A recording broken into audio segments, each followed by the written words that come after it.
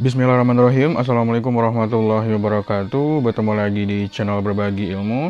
Dan pada video kali ini saya akan mereview lagi printer Epson L15160 yang sudah diganti timing beltnya.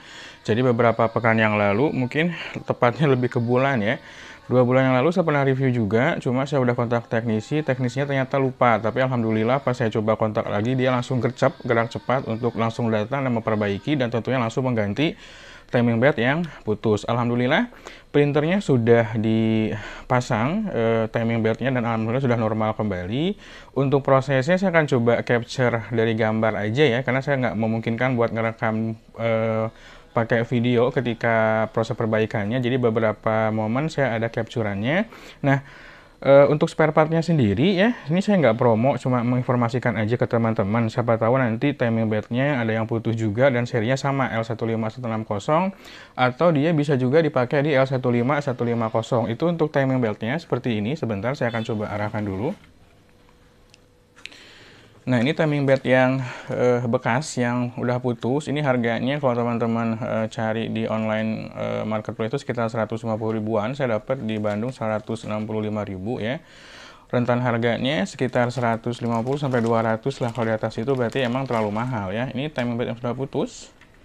Dan timing belt itu hati-hati, ada yang panjang, ada yang pendek. Jadi nanti teman-teman pastikan ketika beli atau order itu, perhatikan apakah yang panjang atau yang pendek. Nah, ini nggak saya buang ya, buat apa istilahnya ya, buat simpan aja, disimpan aja buat koleksi juga ya. Jadi nanti dipelajari juga. Ini kalau putus nggak bisa disambung lagi karena memang nggak bisa dilem, nggak bisa diikat lagi juga. Jadi memang harus benar-benar diganti gitu ya. Nah, untuk prosesnya saya akan coba arahkan ke monitor ya, ke monitor TV. Di depan saya ada monitor TV, saya akan coba arahkan dulu. Ini printer yang diganti kemarin. Kalau untuk yang satu lagi yang kemarin RC atau CR-nya rusak itu dibawa sama teknisinya karena nggak memungkinkan untuk diperbaiki di sini gitu ya, karena ada beberapa part yang harus dicek juga. Berbeda dengan timing belt. Kalau timing belt karena memang sudah jelas kerusakannya, jadi dia bisa langsung diganti di sini. Saya akan coba zoom dulu. Mohon maaf, itu ada laptop, cuma laptopnya rusak layarnya, jadi saya pakai bantuan tampilan eksternal. Ini beberapa capturean ya ketika proses perbaikannya ya. Saya coba arahkan ke sini. Nah, ini kondisi head yang sudah terbongkar. Teman-teman perhatikan di sini ada timing beltnya. Ini kalau nggak salah udah proses pemasangan yang baru, kalau tidak salah ya ini. Kemudian di bawahnya disimpan kertas, diletakkan kertas dengan tujuan dia menghalangi si pita ini, pita yang warna bening ini untuk menempel di bagian bawahnya. Kan ada busa ya, semacam kayak ada busa. Itu kalau misalkan teman-teman pegang, itu biasanya ada bekas tintanya. Nah, untuk menjaganya, ini dikasih lapisan kertas supaya melindungi si pita ini untuk tidak menyentuh langsung ke bagian bawah atau bagian busanya. Untuk tiang headnya, teman-teman perhatikan yang warna silver ini udah terbongkar ya. Jadi bongkarnya itu di kanan kiri body printer harus dibongkar dulu. Ini penampakannya dari depan atas seperti ini. Kemudian saya coba capture lagi yang lainnya. Ini bagian sebelah kanan printer ya. Di sini ada bagian yang dilepas juga ya. Ada bagian pengunci atau pengait untuk si tiang head tadi yang warna silver tadi. Dan hati-hati di sini ada per ya. Jadi kalau misalkan teman-teman baru pertama kali bongkar, itu sebaiknya difoto dulu kondisi awal sebelum dibongkar dengan kondisi awal sesudah dibongkar. Jadi ini bagian sebelah kanannya dibongkar, cuma nggak semua bagian diambil, cuma bagian nozzle tiangnya aja, bukan tiang nozzle, tiang headnya aja yang harus dikeluarkan untuk mengambil si headnya. Nah, ini proses proses perbaikannya. Kemudian di gambar berikutnya juga sama, di sini ada beberapa skrup yang harus teman-teman buka. Ada kalanya butuh obeng yang agak panjang karena memang kondisinya agak susah kalau pakai yang pendek, jadi memang lebih mempermudah teman-teman. Terus ini masih sama posisi sebelah kanan ya, posisi sebelah kanan printer. Nah, ini kanan kirinya juga udah dibongkar, cuma bagian kirinya nggak sempat saya fotokan karena ada di sebelah teknisi, agak susah fotonya. Ini proses perbaikan, termasuk perbaikan untuk mengangkat si tiang head tadi. Kalau tadi kan di gambar pertama dia udah dikeluarkan. Nah ini kan udah kelihatan keluar tuh. Ini tuh harusnya nggak di gambar pertama harusnya. Ini kita lihat dari atas depan. Ini posisi sebelumnya kayaknya, sebelum dibongkar ini. Saya coba fotokan sebelum dibongkar seperti ini kondisinya. Ini pun sama ya. Saya lupa apakah ini setelah dibongkar atau diganti, saya nggak tahu. Cuma terlihat ini kabelnya masih putus, berarti kemungkinan besar ini belum dibongkar ya, masih kondisi ngebongkar bodinya aja kanan kirinya. Nah ini kondisi dari depan sebelah kanan teknisinya. Ada beberapa bagian part sebelah sini ya, sebelah sini harus dibongkar juga nih, karena dia ada per juga. Hati-hati teman-teman terhadap bagian per ini. Kalau misalkan kita nggak sadar di situ ada per, terus tahu-tahu hilang, nah itu bisa ngeganggu juga. Nah ini proses pemasangannya, karena si headnya udah terangkat, kemudian tinggal dipasang proses pemasangan timing belt yang barunya gitu ya. Kemudian ini bagian bodi sebelah kanan yang tadi sama seperti yang tadi. Ini juga ada disc encodernya. Hati-hati jangan sampai kotor, jangan sampai rusak. Nanti malah jadi PR lagi ketika timing beltnya diganti. Belum tentu nanti mulus juga hasilnya. Ini proses pemasangannya juga masih sama ya. Jadi teman-teman harus benar-benar apik. Jadi keputusan saya buat manggil teknis itu emang benar-benar pas. Kalau misalkan saya bongkar sendiri nggak yakin berhasil juga gitu ya, daripada gagal total, lebih baik kita panggil yang ahlinya aja. Oke, ini bodi dari sebelah kiri nih kayaknya. Iya, ini kan ada cap station nih. Kalau tak, oh sorry bentar. Ya, pokoknya yang sisinya satu lagi ya, saya nggak tahu kanan kirinya karena memang tergantung posisi kita bilangnya di mana. Kalau misalkan di teknisi mungkin ini bagian sebelah kanan, tapi kalau misalkan di bagian printer dia di sebelah kiri printernya gitu ya. Ada bagian cap station dibongkar juga, cuma memang alhamdulillahnya nggak sampai ngebongkar si bagian scannernya gitu ya. Nah ini beberapa capturean yang sempat saya ambil, tujuannya memang buat belajar juga, buat ya minimal tahu ngebongkarnya lah ya, karena ngebongkarnya aja udah PR banget ini. Ngebongkar udah PR banget, karena saya ada beberapa unit printer seperti ini, kemudian ada juga seri di bawahnya L15150, dan ada kemungkinan nanti mereka pun nyusul putus timing beltnya, cuma mudah-mudahan awet ya. Nah sebagai informasi, ini tuh pas ketika dicek nozzle-nya itu nggak langsung normal. Saya akan coba tunjukkan nozzle-nya ya. Nah ini kondisi nozzle check pertama kali dites setelah timing belt dipasang. Itu proses dari mati ke nyala si printer itu agak lama, sekitar 3 menitan lah. Biasanya nggak selama itu karena mungkin proses inisialisasi awal lagi ya, cuma nggak sampai nge-reset counter dia.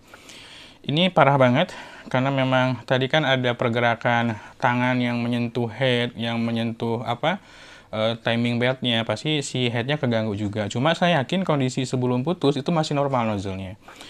Dan printer ini sudah di-off-kan sekitar 2 bulan. 2 bulan, jadi ya wajar kalau misalkan headnya nggak normal. Ini head cleaning pertama, ya. Sorry, bukan head cleaning. Nozzle check yang pertama.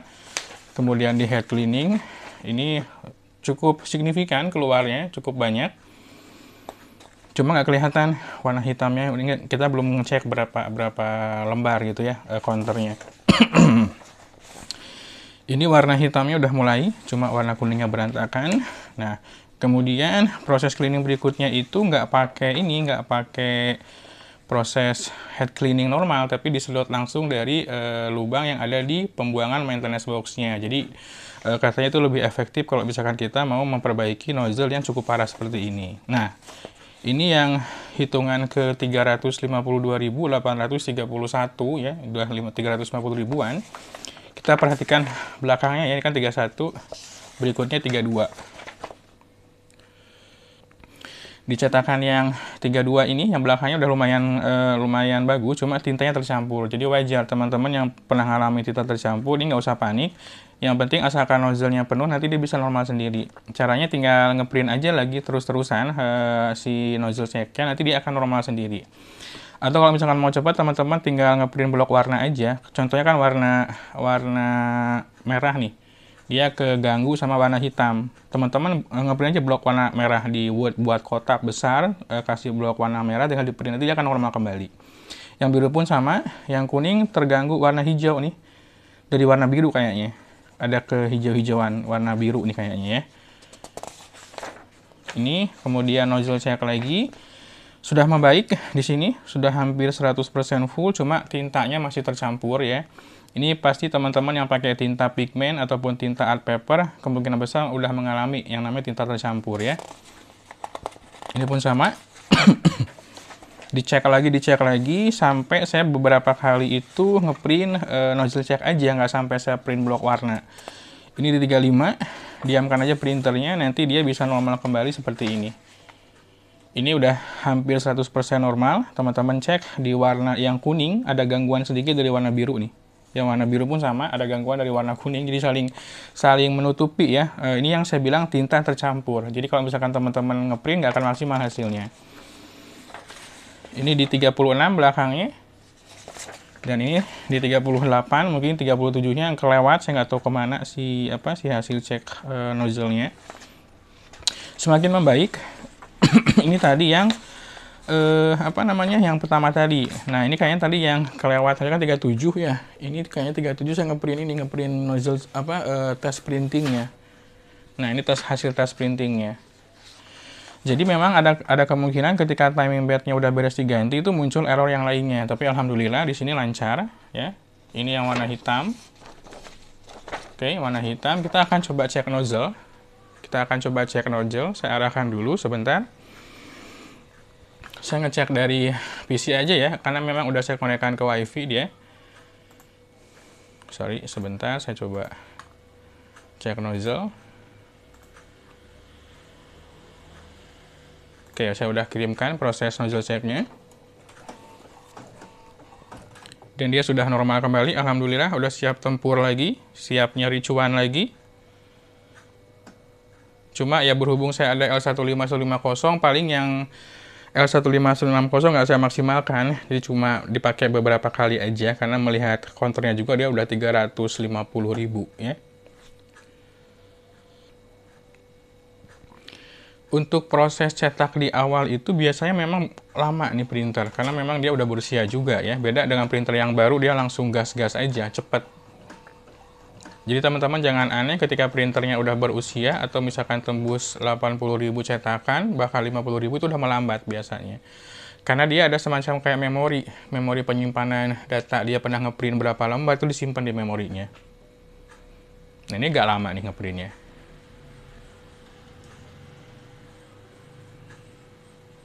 Oke, saya pause aja dulu ya. Nah, itu udah keluar si tryout-nya. Output try-nya maksudnya.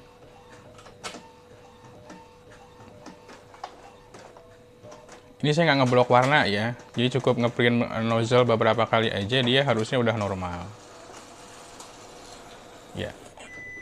Ini hasilnya. Kalau untuk nozzle check saya berani jamin masih bagus, karena terakhir kali sebelum putus juga dia masih bagus gitu ya. Kalau printer yang satu lagi yang saya sempat review yang dia rusak dinamonya itu dibawa sama teknisinya, udah Pak saya coba perbaiki di rumah aja, dia bilang gitu. Ya udah nggak apa-apa, karena kemarin pun udah lumayan lama, 1,5 jam dia memperbaiki untuk ganti timing beltnya itu, dari mulai bongkar, masang, kemudian masang bodinya lagi, itu sekitar 1,5 jam, karena memang udah ahli dia untuk ngebongkar tipe printer yang seperti ini gitu. Cuma ya mohon maaf kalau teman-teman ragu, mending nggak usah deh ini, karena kalau sensitif, kalau misalkan kena bagian yang sensitif di printernya itu ya bisa rusak sensornya, entah itu pernya hilang, kemudian sensor kertasnya rusak, malah jadi PR lagi gitu ya. Nah, saya akan coba demokan ngeprint beberapa lembar gitu ya, untuk membuktikan atau mengetes si printer ini gimana hasilnya, apakah dia normal atau tidak. Saya akan coba cari dulu filenya sebentar. Saya udah kirimkan perintah cetak untuk ngeprint file ukuran A4 ya. Di sini nggak saya coba duplex, saya coba simplex aja. Jadi per lembar satu halaman. Saya ngeprint sekitar 20 halaman. Kita akan coba cek kecepatannya ya. Ini warna, jadi nggak peduli dia hitam atau warna, karena nozzle-nya 800, jadi cepet, sama-sama cepat. Baik ngeprint yang black and white ataupun yang color itu sama. Berbeda dengan L15150, dia hanya hitamnya yang 800. Nah, Ini proses loading awalnya memang lama, apalagi ini kan saya pakai WiFi ya. Kalau WiFi itu memang lebih lama koneksinya. Cuma kelebihannya dia lebih simpel, nggak perlu kabel-kabel lagi. Cocok buat PC atau device yang cukup jauh dengan letak si printernya. Oke, kita tunggu.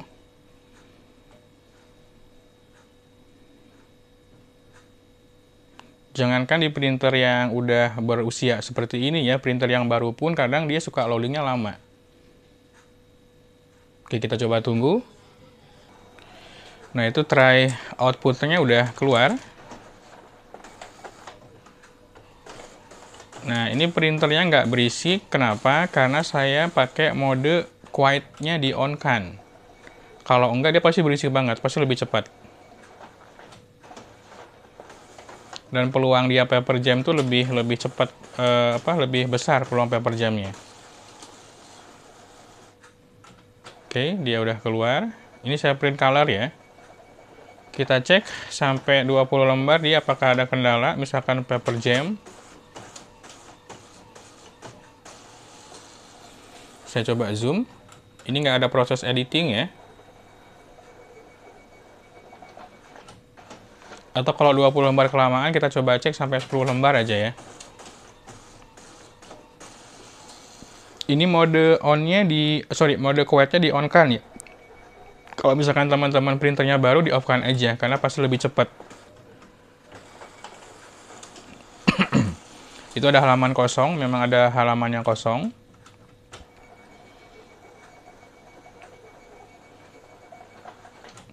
Suaranya masih normal, nggak terlalu berisik, walaupun ada keterdengar suara yang aus, cuma masih aman. Oke, itu ada print warna.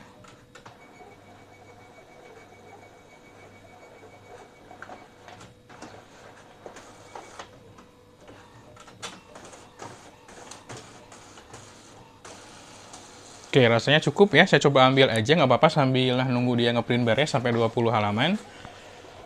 Saya akan coba arahkan ke hasil cetaknya seperti ini. Nah, ini halaman ke-10. Warna hitamnya masih oke ya, masih cakep, masih bisa dipakai dengan normal. Warnanya pun full ya, bagus. Warna merah ada, kuning ada, oranye juga ada. Ini halaman yang ada full color, cuma kalau memang kita ngeprint warna di HVS itu dia suka ada garis seperti ini, nggak jadi masalah ya. Yang penting secara teks atau secara umum dia bagus. Ini halaman kosong. Oke, ini teks warna hitam, kemudian ada warnanya juga, warna biru masih aman, coklat juga masih aman, karena tadi kan nozzle-nya masih sehat ya, jadi dia pasti aman gitu. Oke, ini juga sama, ada gambar, masih oke. Jadi alhamdulillah setelah diganti timing beltnya dia bisa normal kembali gitu ya. Oke, mudah-mudahan review singkatnya ataupun informasi yang saya berikan bermanfaat. Buat teman-teman yang suka boleh like dan tentunya boleh subscribe juga. Sampai ketemu lagi di video berikutnya. Wassalamualaikum warahmatullahi wabarakatuh.